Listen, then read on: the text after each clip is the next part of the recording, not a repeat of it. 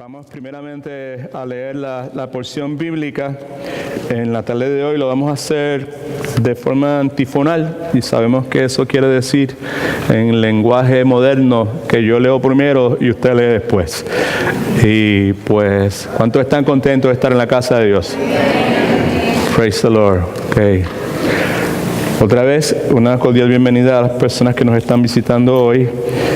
Y pues estamos muy contentos de poder tener la oportunidad de regresar a la casa de nuestro Padre Celestial.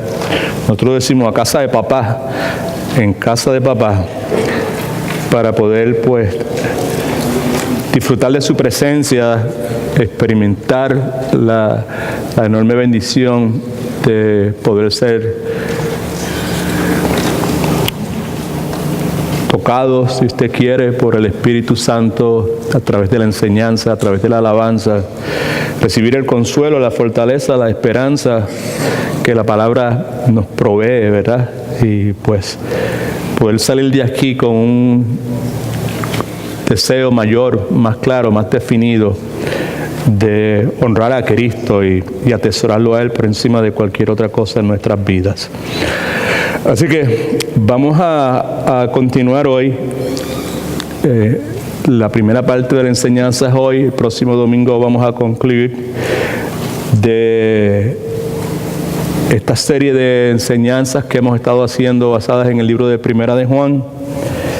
La serie la titulamos, Señor, rehúso continuar sirviéndote indolentemente.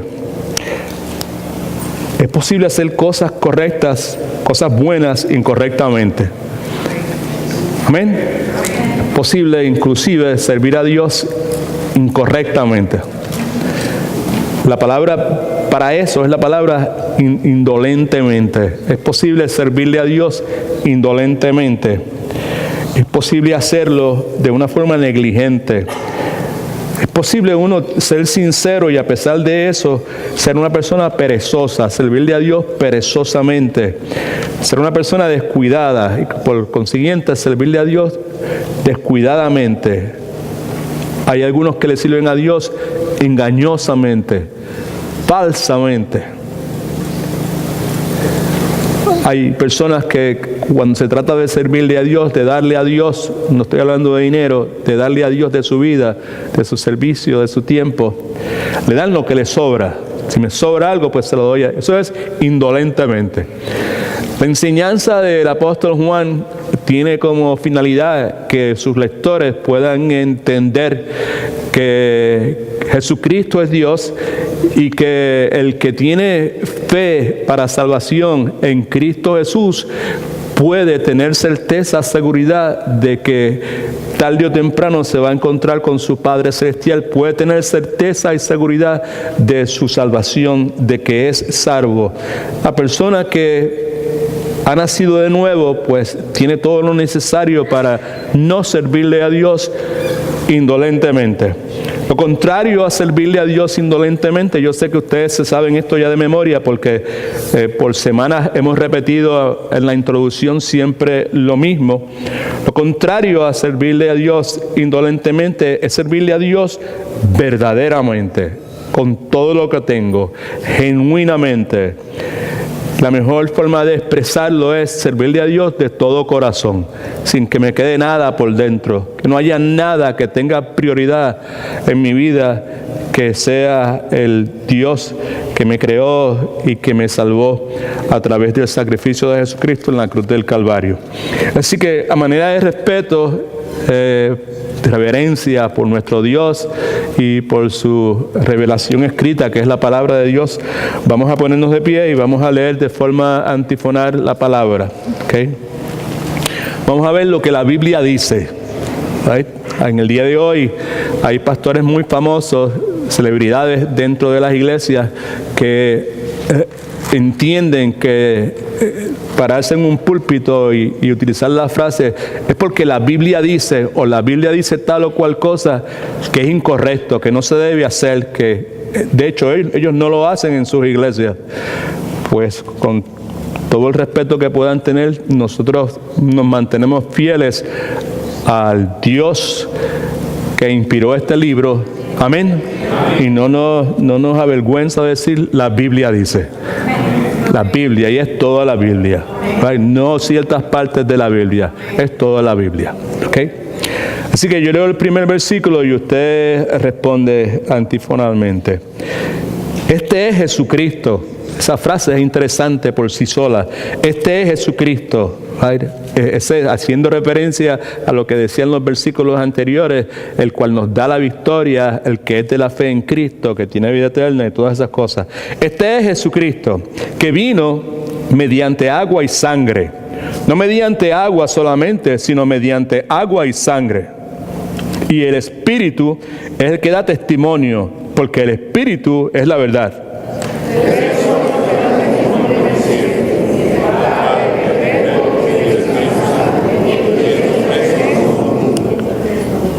Y tres son los que dan testimonio en la tierra: el Espíritu, el agua y la sangre. Y estos tres concuerdan.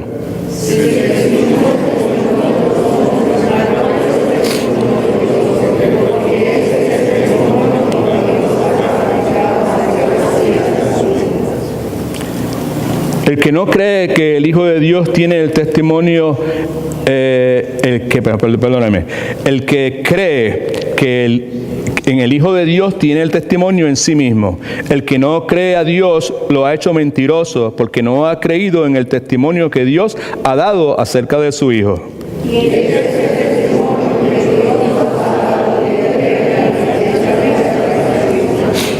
El que tiene al Hijo tiene la vida, el que no tiene al Hijo de Dios no tiene la vida.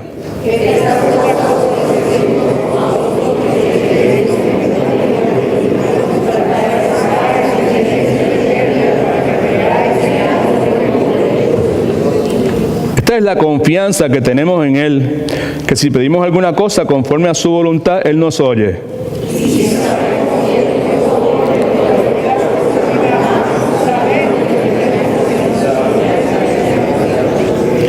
Si alguno ve a su hijo cometer, a su hermano, mejor dicho, cometer pecado que no sea de muerte, pedirá, y Dios le dará vida.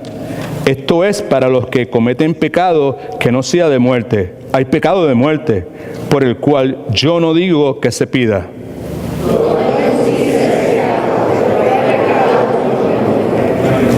Sabemos que todo aquel que ha nacido de Dios no practica el pecado, pues aquel que fue engendrado por Dios lo guarda, y el maligno no lo toca.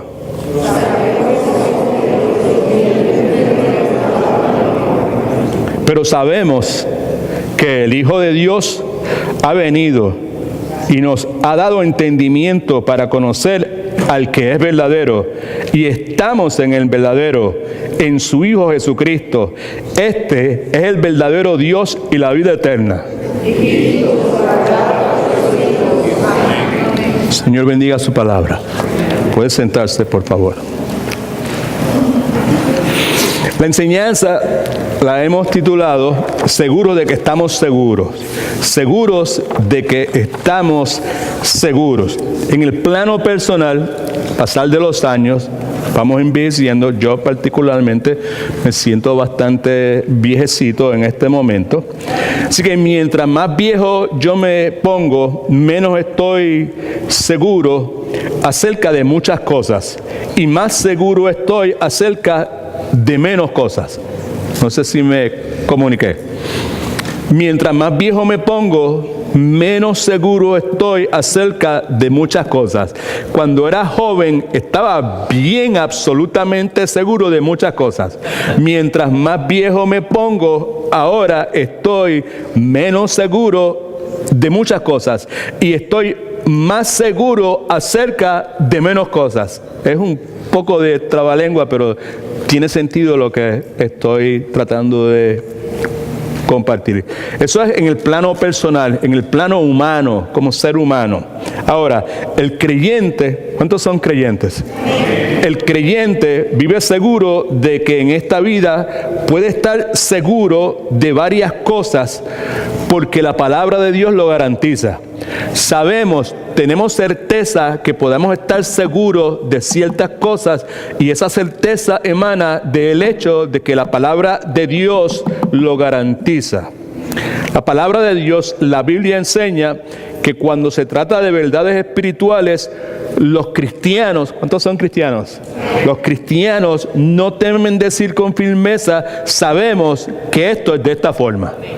El cristiano verdadero, el que tiene el Espíritu Santo, el que ha sido sellado por el Espíritu Santo, el que ha nacido de nuevo, el que ha nacido espiritualmente, no teme decir con firmeza, sabemos que esto es de esta forma. De paso, en el libro que hemos estado estudiando por los últimos 3 o 4 meses, Primera de Juan, la palabra sabemos se menciona en 39 ocasiones. Y en este último capítulo que estamos estudiando, el capítulo 5, no sé si se dio cuenta que se repitió varias veces, al menos en español se repite en 8 ocasiones. Por otro lado, podemos decir que el ser humano normalmente tiene una sed profunda de seguridad. Es una necesidad humana la seguridad, tener seguridad. Y muchas veces el ser humano en ese deseo, en ese hambre, en esa sed de seguridad, recurre al ocultismo en su deseo de asegurarse de la seguridad de algo. Nuevamente, en el plano personal, en mi crianza, por los dos lados de mi familia, por parte de mi papá y por parte de mi papá, durante mi crianza como niño y como adolescente, tuve la presencia de 2 personas, 2 mujeres, 2 tías. Una envuelta totalmente en el espiritismo, tenía una botánica en Mayagüez. Y en más de una ocasión, pues yo estuve presente en circunstancias, situaciones donde ella estaba tratando de aliviar la falta de seguridad de algunas personas que venían a ella con el deseo de asegurarse de la seguridad que necesitaban de algo.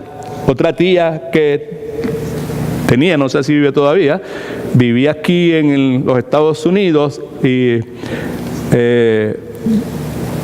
nos visitaba frecuentemente y ella era una persona que estaba envuelta en las cuestiones de santería y también era la misma cosa. Cuando llegaba a mi casa, las amistades que mi mamá tenía, ahí hacían filas para que ella viniera a darle esa seguridad. Eso es en el plano humano. En el plano espiritual podemos decir con certeza que la vida cristiana verdadera, no la vida cristiana cultural, la vida cristiana verdadera, un verdadero seguidor de Jesucristo, se construye, esa vida cristiana se construye sobre ciertas certezas, convicciones, si usted quiere, divinas, que se encuentran encerradas en la persona de Cristo, en la vida de Cristo y en las enseñanzas de nuestro Redentor, el Señor Jesucristo. En este último capítulo de Primera de Juan, el apóstol Juan nos da, y eso está en su bosquejo, por favor, al menos 5 certezas, 5 convicciones sobre las cuales usted y yo podemos vivir nuestra vida con seguridad, seguros de que estamos seguros.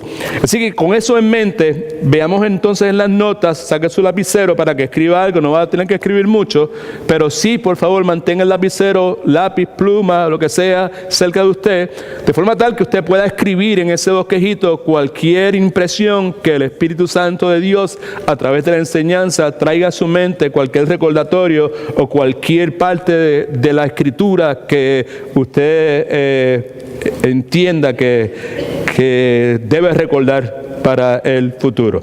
5 convicciones sobre las cuales podemos construir nuestra vida confiadamente, seguros de que estamos seguros. La primera convicción, la primera certeza divina es que Jesucristo es Dios. That's the first thing. Jesucristo es Dios. Versículos del 6 al 10 que leímos hace un momento. Así dice la Escritura. Este es Jesucristo, y como dije al principio, aquí eso es importante porque el énfasis es en la singularidad de Jesucristo. Este es Jesucristo, the one and only. No hay ninguno otro como Él. Nunca ha habido ninguno otro como Él y nunca habrá ningún otro como Él. Este es Jesucristo que vino mediante agua y sangre. No mediante agua solamente, sino mediante agua y sangre. Y el Espíritu es el que da testimonio, porque el Espíritu es la verdad. Leer eso sin profundizar, sin ver el contexto, pues posiblemente puede conducir a que el lector llegue a conclusiones equivocadas. Primeramente, cuando dice, este es Jesucristo que vino, subraye eso, que vino, ¿right? Pues podemos decir con certeza que cuando leemos la Biblia, pues sabemos, porque hemos leído, pues que Jesucristo vino a este mundo, fue encarnado y nació en Belén. Pues la frase esta que vino en su origen, en lenguaje original, idioma original, griego, pues tiene una implicación que es muchísimo más profunda que esa. Lo que nos trae a la mente el hecho de que la vida de Jesucristo no comenzó en Belén. Amén. Jesucristo ha existido eternamente.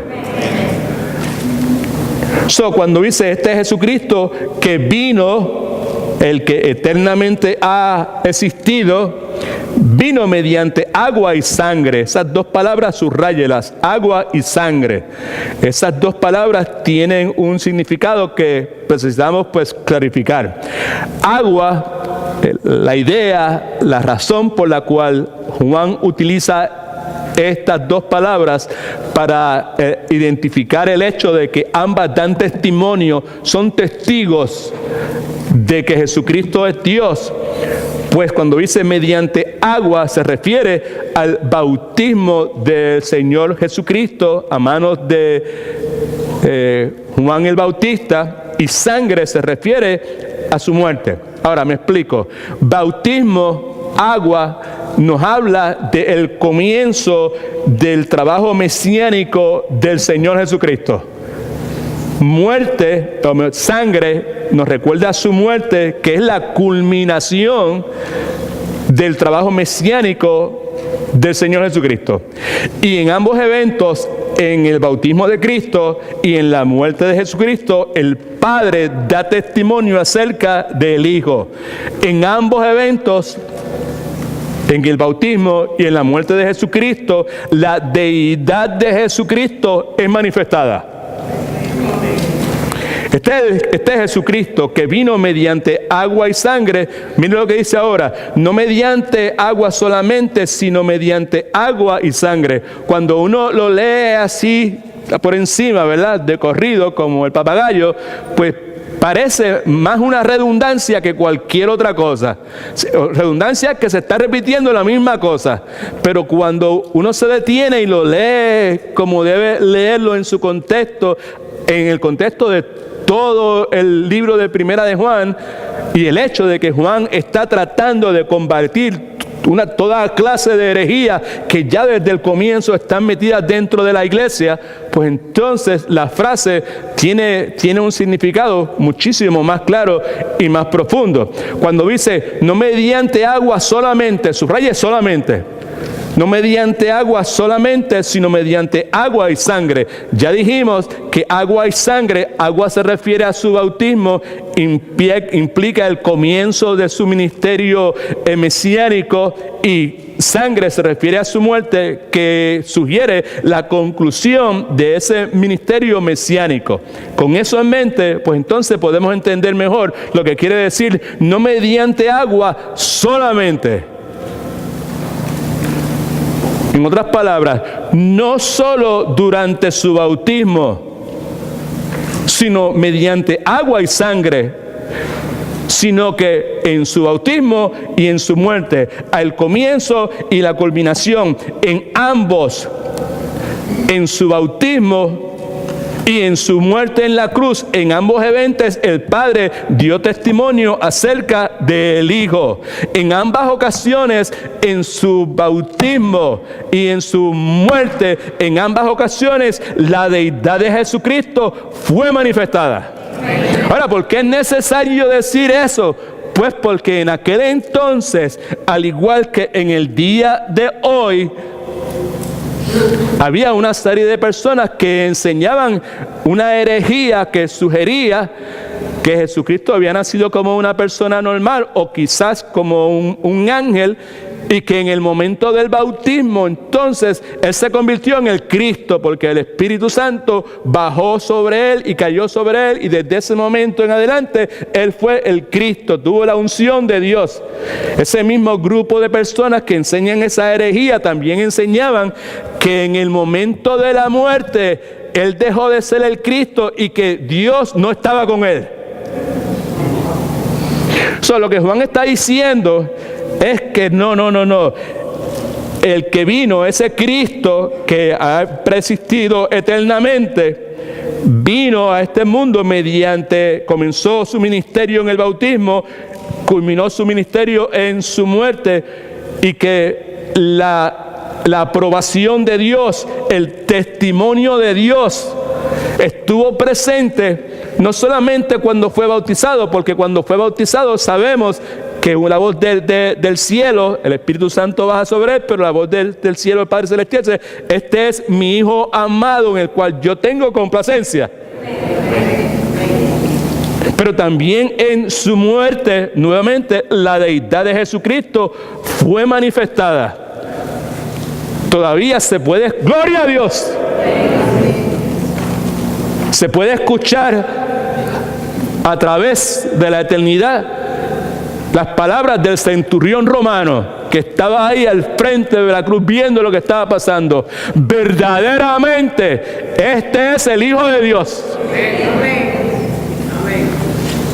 Ahora, ¿y por qué tanta cosa con el asunto? Pues porque esa misma herejía se enseña en este país bien a menudo a través de falsos maestros y falsos profetas. Una de las personas que yo escuché en esta semana enseñando precisamente lo que acabo de decir, que es una herejía,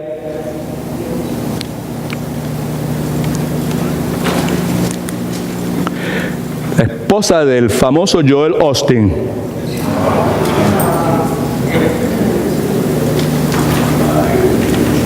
Porque estaban el miércoles pasado en Matete, me escucharon hablar del testimonio, algo que compartí, ¿verdad? Algo que yo pude pues ser parte, y pues lo compartí con otros porque me impactó enormemente. Fue la furia, la rabia, la indignación de una persona que no es creyente ante la proliferación, I got it right, proliferación de todos estos falsos maestros, estos apóstoles que lo que hacen es lucrarse económicamente con el nombre de Jesucristo. El hombre estaba indignado con el individuo que le pidió a su congregación que dieran ofrendas y diezmos para él poder comprarse un tercer o cuarto avión. A aquel hombre le salía espuma de la boca cuando estaba hablando. ¿Cómo puede ser? Eso no es así. El hombre nunca ha leído la Biblia. El hombre no sabe nada de lo que es, pero estaba indignado. Y en el momento, pues, yo no sabía cómo responder, ¿verdad? Estaba tratando de hacerlo entender y me di cuenta, pues no, este es una persona que pues es un hombre natural, y para el hombre natural las cosas de la Biblia son locura. Así que yo tratar de explicarle de que Jesucristo advirtió sobre el particular, pues realmente no era el momento, ni no iba a llegar a ningún lado, porque el hombre espiritualmente no podía procesar eso. Lo que sí, que el otro hermano Joel, que estaba hablando conmigo, nos miramos y los dos pudimos pues darnos cuenta de la seriedad del asunto. Y lo que compartía el miércoles pasado es que yo desearía que nosotros dejemos de ser tolerantes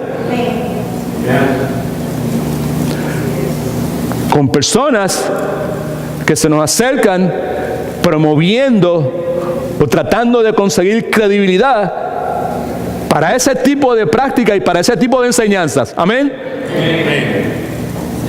Que es poco probable que esas personas puedan ser verdaderos cristianos.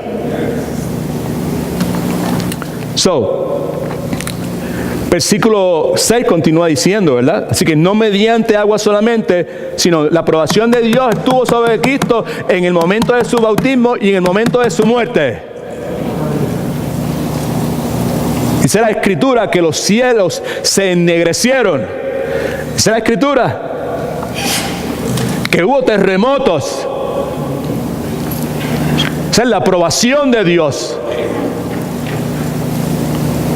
En adición a las palabras interesantísimas del centurión romano, en adición al hecho de que el velo del templo fue quebrado de arriba hacia abajo. ¿Cuántos alaban al Señor? Versículo 7.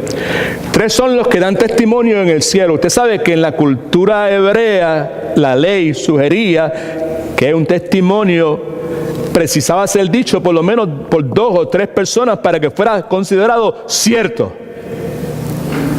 3 son los que dan testimonio en el cielo: el Padre, el Verbo y el Espíritu Santo. Y estos 3 son uno. Los 3 están perfectamente de acuerdo. Versículo 8. Y 3 son los que dan testimonio en la tierra. Quizás ahora pueda entender un poquito el pasaje. Los 3 que dan testimonio en la tierra, de paso, se me pasó algo aquí, y el Espíritu es el que da testimonio, right? El Espíritu, y ese Espíritu, esa palabra Espíritu está con letra mayúscula o letra minúscula. Quiere decir que es ¿cuál Espíritu? El Espíritu Santo de Dios, la tercera persona de la Trinidad. Y el Espíritu, el que da testimonio, la idea es tener conocimiento inmediato de algo. El Espíritu inmediatamente dice correcto o te dice incorrecto. Aceptable, no aceptable. Porque el Espíritu, fíjese, es la que más fuerte, por favor. El Espíritu es qué? Es la verdad. El Espíritu es la verdad. Y por el hecho de que es la verdad y porque no puede mentir, su testimonio es seguro. No solamente eso, sino que es la fuente y el revelador de la verdad divina en la vida del creyente. Entonces 3 son los que dan testimonio en el cielo: el Padre, Verbo y el Espíritu Santo. 3 son uno. Versículo 8 entonces. Y 3 son los que dan testimonio en la tierra: el bautismo, comienzo del ministerio mesiánico de Cristo; su sangre, su muerte; conclusión, culminación, mejor dicho, de su ministerio mesiánico. Perdóname. Y el Espíritu. El Espíritu, el agua y la sangre. Y estos 3 concuerdan. Tienen el mismo testimonio. El mismo testimonio es que Jesucristo es Dios hecho hombre. Versículo 9. Si recibimos el testimonio de los hombres como algo verdadero, como algo en lo cual podemos depender o que podemos confiar, el testimonio de los hombres, mayor es el testimonio de Dios.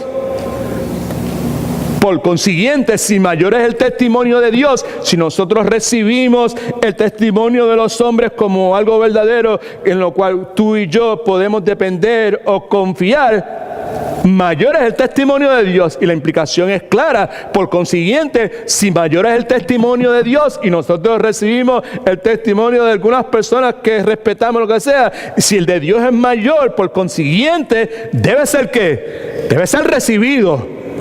Debe ser aceptado. Porque este es el testimonio con que Dios ha testificado acerca de su Hijo. Por lo tanto, haciendo referencia a lo que ya he dicho previamente, por lo tanto, es una insensatez recibir el testimonio de algún falso profeta, de algún falso apóstol, de algún falso pastor, mientras se rechaza lo que Dios ya ha establecido en su santa palabra. Es una soberana insensatez. Ahora, ¿por qué eso sucede en el día de hoy?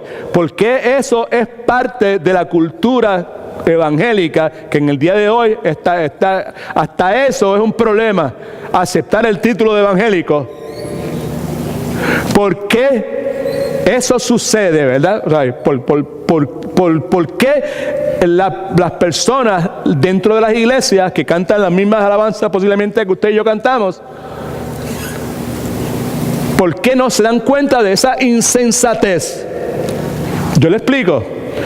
Pues por su teología, por su doctrina, por lo que ellos creen.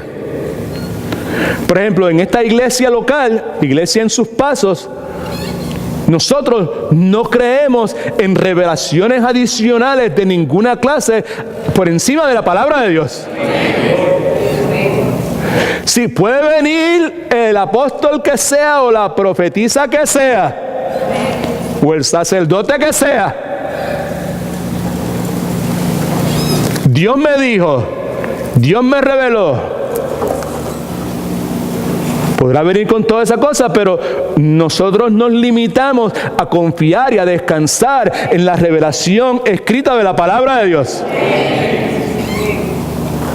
Por consiguiente, cuando alguien viene con la historia o a repetir lo mismo, como la esposa del individuo que mencioné y no quiero volver a mencionar, con toda su dulzura y con toda su suavidad y con todo el smoothness, con la forma en que hablan, ¿no? A decir que el Cristo descendió sobre Jesús en su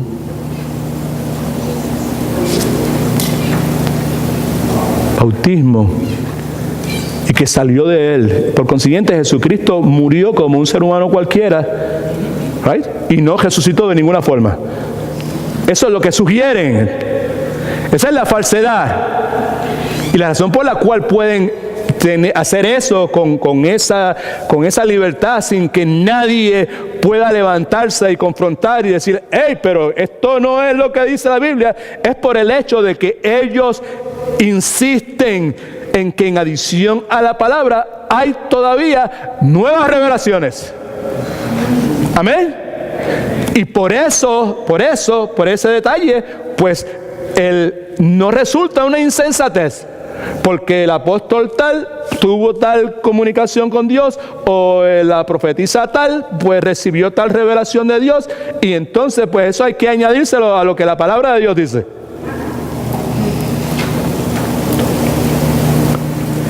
Eso es lo que permite las cosas que el hombre que le mencioné hace un rato se indignara en la forma que se indignara. Versículo 10. El que cree en el Hijo de Dios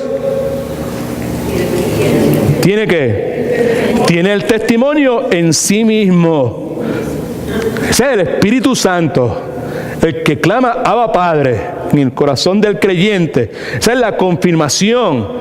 El que cree en el Hijo de Dios tiene el testimonio en sí mismo. Es imposible creer en Cristo como el Hijo de Dios. Hijo de Dios en esencia es que comparte la misma esencia de Dios, la misma genética de Dios, la misma naturaleza de Dios, que es Dios. El que cree en el Hijo de Dios tiene el testimonio en sí mismo.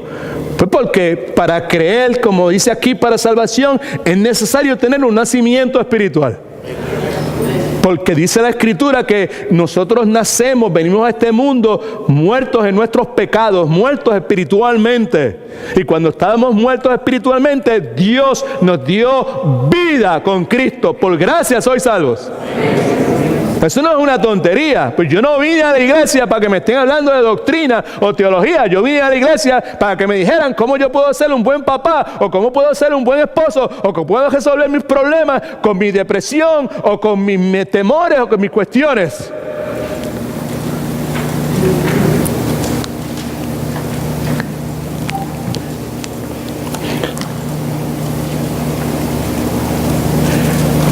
Nosotros en la iglesia no estamos para resolver esos problemas. Jesucristo sí puede resolver todos esos problemas.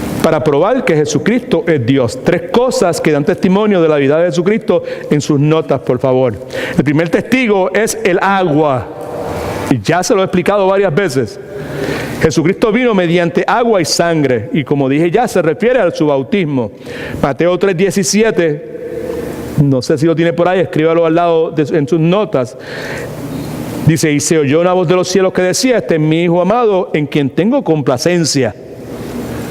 Ese es el testimonio ahí de la deidad de Jesucristo. Segundo testigo, estos son los verdaderos testigos. Hay unos testigos que no son testigos verdaderos. Este es el verdadero testigo, los verdaderos testigos. Segundo testigo es la sangre. El Padre dio testimonio en poder milagroso cuando Jesús se desangraba en la cruz. Ya se lo he mencionado varias veces, simplemente. Tinieblas sobrenaturales a la hora del día, todo oscuro como si fuera medianoche. Terremotos, temblores de tierra, el desgarramiento del velo, la resurrección de muchas personas. Tercer testigo, el Espíritu. La Escritura enseña esto. Gloria al nombre de Jesús. El Espíritu Santo nos fue dado para que a su vez diese testimonio en nosotros acerca de Jesucristo. Juan 15:26.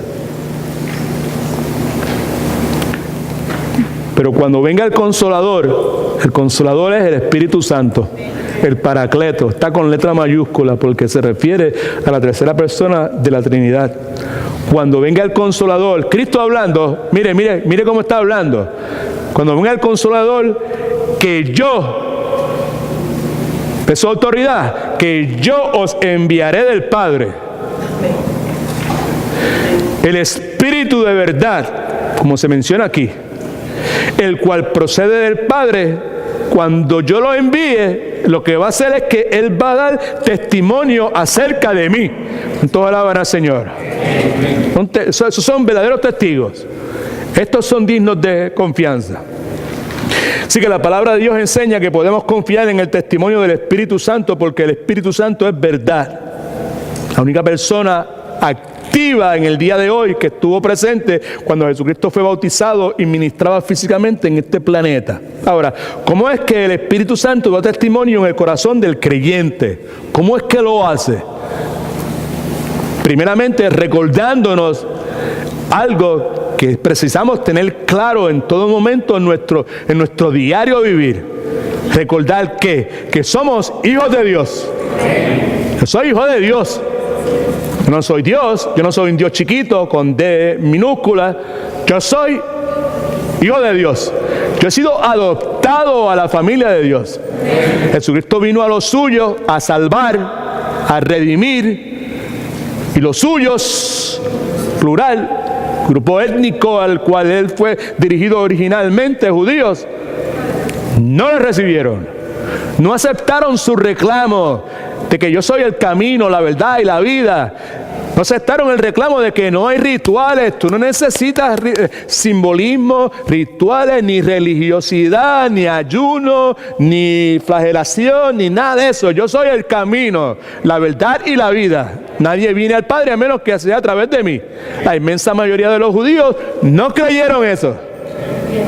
Sin embargo, hubo un remanente que sí los recibió. Mas a los que les recibieron, a estos les concedió, gloria a Cristo, gratuitamente el poder legal de ser llamados hijos de Dios. Ahora, ¿cuántos lo han recibido? Si usted lo ha recibido, pues entonces usted ha recibido el poder legal de ser llamado hijo de Dios, adoptado en la familia de Dios. Y el Espíritu Santo dentro de usted lo mueve a usted a decir, Abba Padre. Right? Gozarse cuando alguien dice, vamos para casa de papá. O sea, no vamos para el templo, vamos para el tabernáculo, vamos para casa de papá, vamos para casa de mi papá, de mi papá.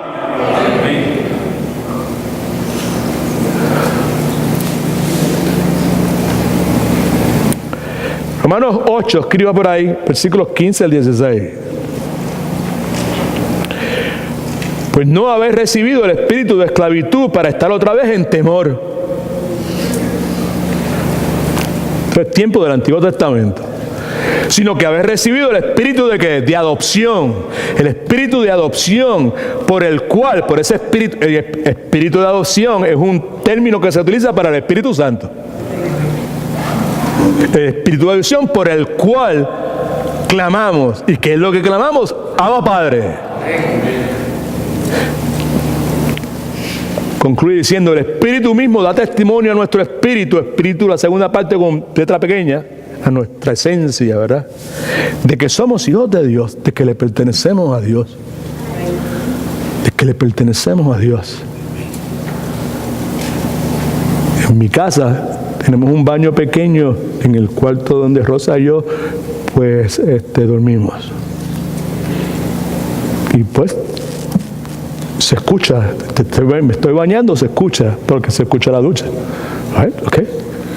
So, esta mañana, pues yo me estoy bañando y cuando me estoy secando, estoy leyendo un pasaje bíblico que Rosa tiene hace mucho tiempo puesto allí, muy bonito, cuadro muy bonito. Y pues me estoy secando y me estoy vistiendo y me quedé como dicen en mi país, embelesado, leyendo la porción bíblica. El Señor es mi fortaleza, es mi torre fuerte, no temeré nada. Gloria a Dios.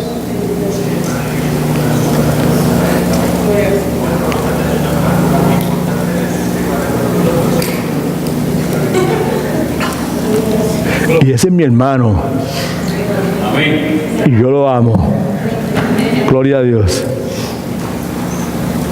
La cuestión fue que me quedé embelesado y pues de momento, al rato, como a los 5 o 10 minutos, Rosa me dice, ¿estás bien? Yo, sí, estoy bien. ¿Cierto, hermana? ¿Estás bien? Yo, sí, estoy bien. ¿Qué te digo? Estoy bien por fuera y por dentro.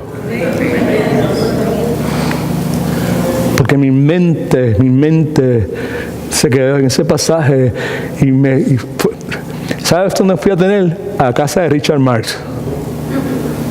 A darle gracias por haberme dejado ver el amor de mi papá. Porque es a través de la iglesia que Dios muestra su amor para con nosotros muchas veces. Por eso es que tenemos, si amamos a Dios, tenemos que amar a nuestros hermanos. No soportarlos, sino amarlos. Así que, ¿cómo es que el Espíritu Santo da testimonio en el corazón del creyente? Recordándonos de que somos hijos de Dios. Nos da testimonio por medio de la palabra de Dios y por medio, como dije hace un momento, de la coinonía con otros creyentes. Considerar eso, ese amor que Dios ha derramado dentro de nuestros corazones, que al estar cerca de nuestros hermanos y sin que tú lo fuerces, empieza a salir. Así es como debe ser. Así es como Dios quiere que sea. Esa debe ser nuestra meta. Eso precisa pasar de ser algo que la Biblia dice a convertirse en una vivencia nuestra. El yo sentir ese amor agape, amor sacrificado, amor servicial por aquellos que también, por la gracia de Dios, han puesto su fe y su esperanza y están seguros de que Cristo es su Salvador.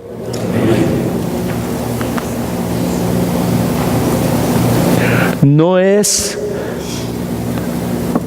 lo que en el día de hoy se le sugiere a las personas que asisten a una congregación cristiana o evangélica. Esa exhortación a amar a sus hermanos genuinamente, sacrificadamente, servicialmente, no es parte de la conversación, del diálogo que se tiene en la iglesia del día de hoy. particularmente en la cultura donde nos ha tocado vivir, donde el énfasis es en yo, en mí, en mi situación, en mi familia, en mis problemas, en mis dificultades. No voy a estar echándome yo encima las dificultades, los problemas, las necesidades de otros. Esa es la realidad de esta cultura, pero no es la realidad de la palabra de Dios.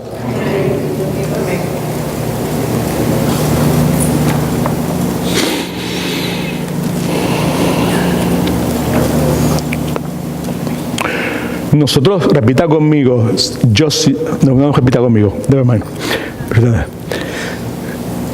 si somos de Jesucristo, si en realidad le pertenecemos a Él, si en realidad hemos tenido un nacimiento espiritual, si en realidad hemos entregado nuestra vida a Él, en realidad somos sus discípulos, ¿right? Lo hemos dejado todo para seguirle. Él es mi mayor tesoro. No hay nada que tenga más valor para mí. Si eso es de esa forma, nuevamente, es por la gracia de Dios. Es lo que Dios ha hecho en nosotros. Amén. Me sé que me estoy repitiendo algo que repito casi todas las veces que nos reunimos. Pero lo repito para recalcar el hecho de que si eso es de esa forma, otra vez, el Espíritu nos da testimonio porque el Espíritu reside en nosotros, ¿right? Y la realidad es que si somos de Cristo, pues entonces nosotros somos la extensión terrenal de ese ministerio mesiánico que Jesucristo tuvo, ese ministerio terrenal, ese amar al necesitado, el aceptar al que es rechazado, ese de ir a comer en casa de Zaqueo, eso es lo que nosotros se supone que hagamos. Somos extensión terrenal del ministerio de Jesucristo. Ahora, la diferencia entre esta cuestión de ser creyentes bíblicos, de tener una fe bíblica, es una diferencia bien grande entre eso, ¿verdad? Esa fe, esa religión, si usted quiere, y lo que originalmente teníamos en la cultura hispana de donde nosotros venimos, sin decir nombre, porque nuestra costumbre acerca de Dios y de Jesucristo era simplemente de tener una intervención, una relación, tener una comunión con ese Dios y con otras personas que compartían la misma fe que yo compartía una vez a la semana. Íbamos una vez a la semana y cumplíamos con unos requisitos y con unos rituales religiosos. Y luego nos íbamos a nuestra casa a vivir como nosotros quisiéramos, sin que este libro fuese el que determinase que era correcto y no lo era.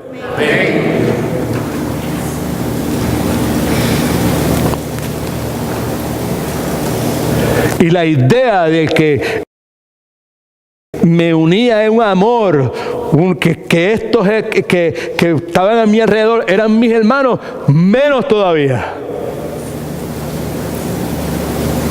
Porque tradicionalmente en la cultura nuestra había una división de clases. Vamos a hablar con honestidad. Compartían las mismas creencias que yo creía, pero esos son de aquella clase y estos de aquella clase y no se me acercan a mí. Ahora en Cristo no es de esa forma. Amén. No hay judío ni gentil. Todos estamos en Cristo Jesús. Son mis hermanos, son mis hermanas. El problema es que muchos de nosotros todavía continuamos con la misma metodología que teníamos en el pasado, de seguir con el ritual. Voy a la iglesia el domingo y ya está, ya estoy bien, ya ponché mi tarjeta. Cuando llega el momento de tomar decisiones, las tomo conforme a mi criterio. Yo ni siquiera sé qué es lo que Dios dice.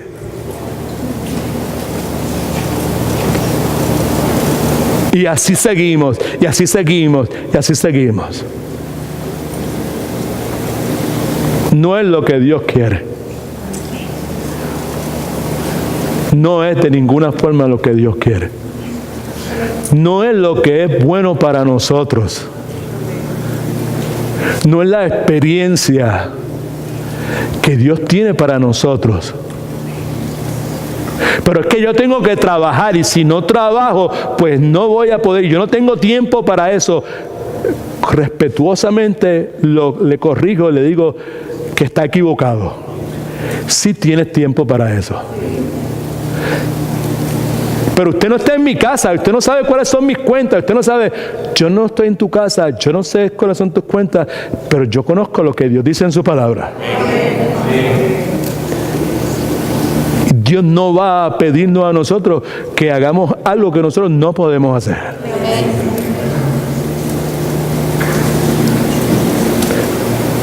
Yo me quedé embelesado ahorita en el baño, considerando lo que decía el pasaje y considerando la magnitud del amor. Gloria a Dios. Ay, hermana Josa, a punto de romper a llorar.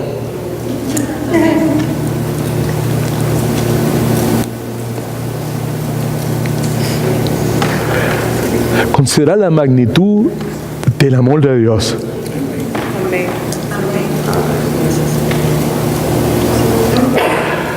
Considerar la magnitud de ese amor de Dios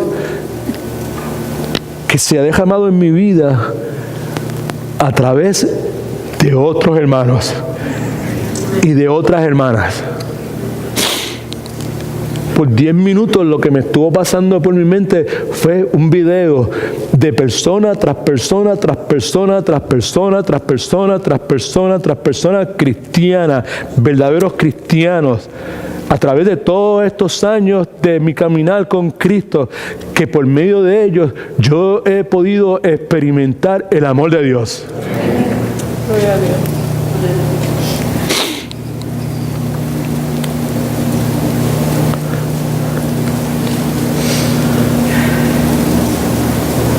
¿Sabe que no es mi costumbre estar aquí abajo? Mi costumbre es estar allá arriba.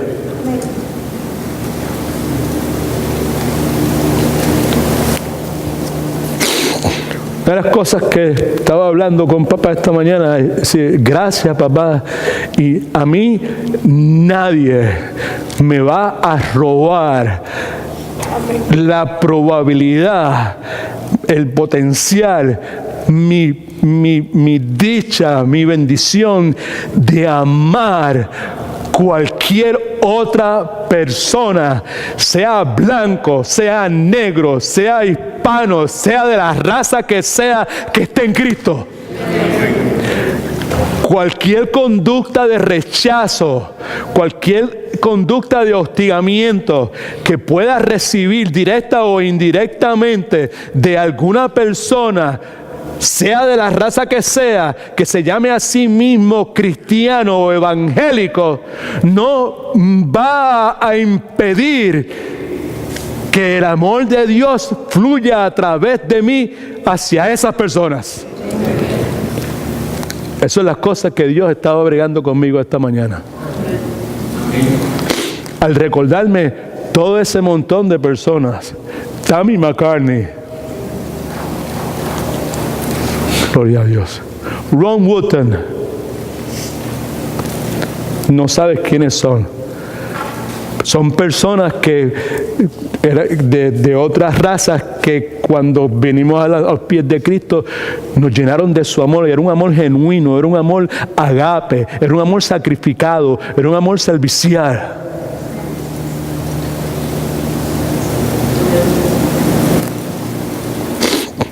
Y tenemos entonces nosotros la opción de continuar con nuestra religiosidad. Y yo no vengo a la iglesia para que me regañen. Para eso me quedo en casa. Right? La idea no es regañar. La idea es proclamar la verdad de Dios. principio de la iglesia cristiana no decían, wow, esa gente son cristianos, miren cómo alaban a Dios, miren qué clase de iglesias tienen y miren cómo se visten. No, miren cómo se aman. El amor que había entre ellos es el distintivo de nosotros. Y yo lo que deseo es que en los días que me queden de vida, sea lo que sea el tiempo que sea, estos últimos cartuchos los voy a quemar, pero bien quemados para la gloria de Jesucristo. Proclamando la verdad, la necesidad que tenemos de salir de ahí donde estamos y dejar que la luz de Cristo brille a través de nosotros. Tarde o temprano vamos a rendir cuentas. ¿Cuántos son de Cristo? Son de Cristo. Nosotros que somos de Cristo no nos preocupamos por el juicio futuro, porque el juicio futuro es para los que no son de Cristo. El juicio nuestro ya está en el pasado, en la cruz del Calvario. Ahora lo que nos preocupa en el futuro es que vamos a tener que rendir cuentas de qué hice con mi vida, qué hice con los dones que Dios me dio, qué hice con ese amor que Dios derramó sobre mí por medio de otras personas que no me conocían, que no podían ganarse nada de mí, que yo no podía darle nada a cambio, que simplemente lo que hacían era expresando el amor de Dios. Cuando yo empiece a trabajar, yo empiezo a hacer pagaré por este carro que me está regalando. Me dice, no, you're not going to do that. I'm not going to let you. Tú no vas a hacer eso porque yo no te voy a permitir. Porque Dios puso en mi corazón que te regalara ese automóvil. Porque Jesucristo dijo que hay más bendición en dar que en recibir. Ahora lo entiendo. Ese es el amor de Dios, de eso que estamos hablando. Right? De eso, de tocar la vida de otras personas. Ok, podemos, por el dichoso teléfono, podemos poner todas las cosas que queramos en Facebook o en Twitter, en lo que sea. Eso es un mamey. No estoy diciendo que no lo haga, but you can do that. Cualquiera puede hacer algo sin ensuciarse las manos.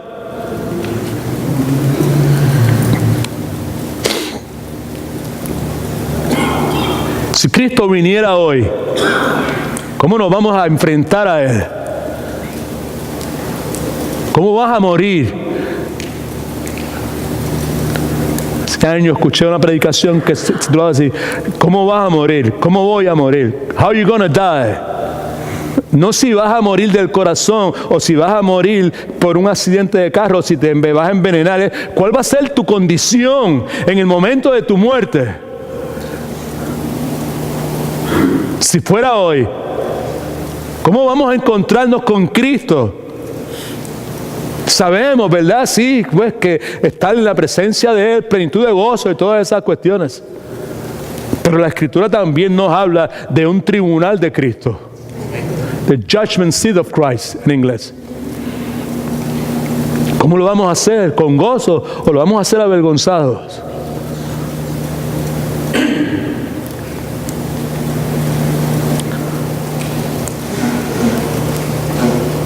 Dios es bueno. Amén. Y es fiel. Amén. Amén. Y Dios nos recibió en la forma en que estábamos. Pero Dios quiere transformarnos. Nosotros somos extensiones terrenales del ministerio de Jesucristo. ¿Sabe qué? Mire para acá todo el mundo, mire para acá todo el mundo. Okay. Una cosa que pasa que a mí me consume, ¿verdad? I'm sorry, you know, I'm fine on time. Una cosa que me consume a mí, ¿sabes? Es la enorme cantidad de personas que a través de los años yo he conocido. Desde el 1984 para acá, he conocido montones de personas en 32 países distintos. La enorme cantidad de personas que luego de pasar 10, 20, 30 años en una iglesia evangélica, no tienen fuego, no tienen pasión, no tienen tienen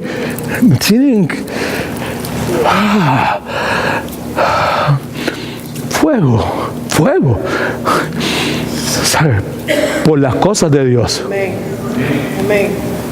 Ese detalle, y están y se vienen y hacen, y son buena gente, y de vez en cuando hay que ayudar, les ayudan, pero esa pasión por Cristo, por compartir a Cristo, no es evangelizando, no es tocando de puerta en puerta, ni nada, sino reflejando a Cristo en su vida, en sus decisiones, en sus relaciones, al momento de encontrarse con una persona difícil y todo ese número de cosas.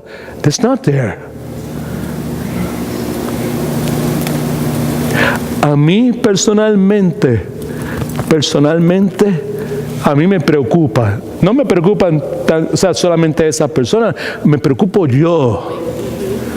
Me preocupa la posibilidad de que yo, mientras vaya aumentando en edad, vaya entrando más en ese tipo en esa descripción. Y oro sobre el particular. Y oro correctamente. Porque la palabra de Dios me dice cómo debo orar. Confieso mis pecados. No ceso de decirle a Dios, odio mi perezosidad. Me repugna mi indiferencia por la necesidad de otros.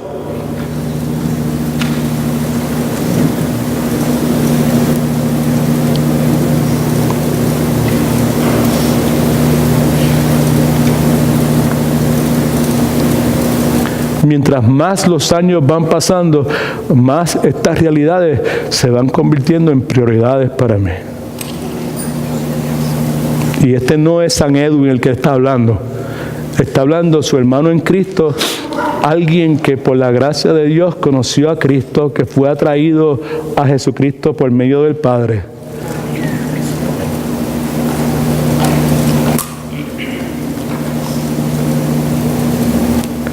El tiempo que nos quede, vamos a quemarlo para el Señor.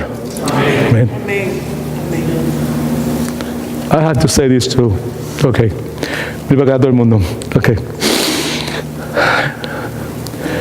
Le haces daño, le haces mucho daño a aquellos que te están mirando. Cuando reclamas que eres de Cristo, que le perteneces a Cristo, que Cristo lo es todo en tu vida, y hay esa horrible inconsistencia entre lo que tú reclamas ser y lo que la palabra de Dios dice.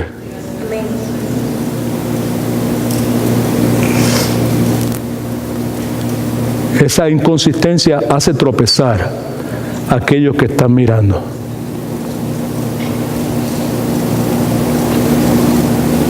Nos guste o no, somos gente de influencia. Amén. All right. Okay. Now,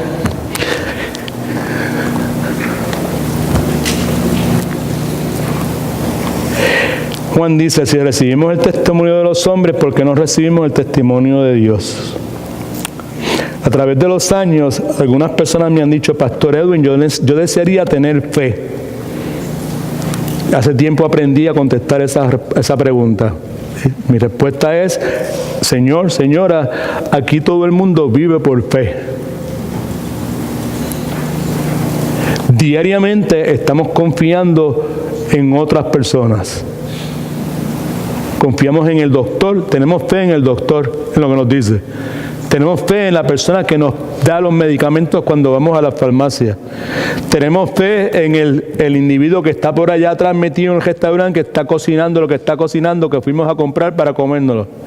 Tenemos fe en el individuo que está allá al frente conduciendo el avión donde vamos volando. Tenemos fe en el que te viene al lado de nosotros, el conductor ese que está al lado, se va a mantener en el lugar correcto. Tenemos fe que cuando la luz esa cambia de roja a amarilla, la otra persona se va a parar.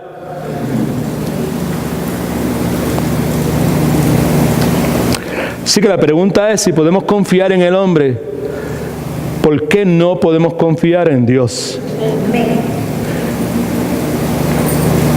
Y lo que la Escritura nos acaba de decir es que el que no confía en Dios está cometiendo una blasfemia enorme porque está haciendo a Dios mentiroso.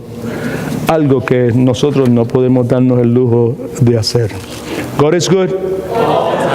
All the time. All right. Vamos a terminar la enseñanza en este punto, en este momento. Para las personas que nos están visitando, por favor, excusen que terminemos así súbitamente, pero se pueden quedar, no se vayan. ¿Okay?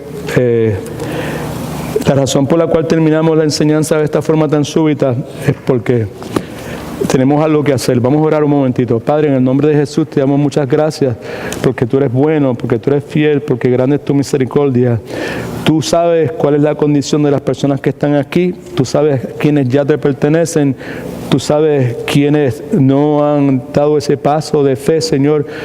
Nuestra oración es que, conforme a tu palabra, que tú lleves a esas personas a los pies de Jesucristo, de que tú le des luz, Señor, de que tú abras los ojos de su entendimiento, de que ellos puedan ver, Señor, la grandeza, la belleza, lo atractivo, lo esencial que es el Señor Jesucristo.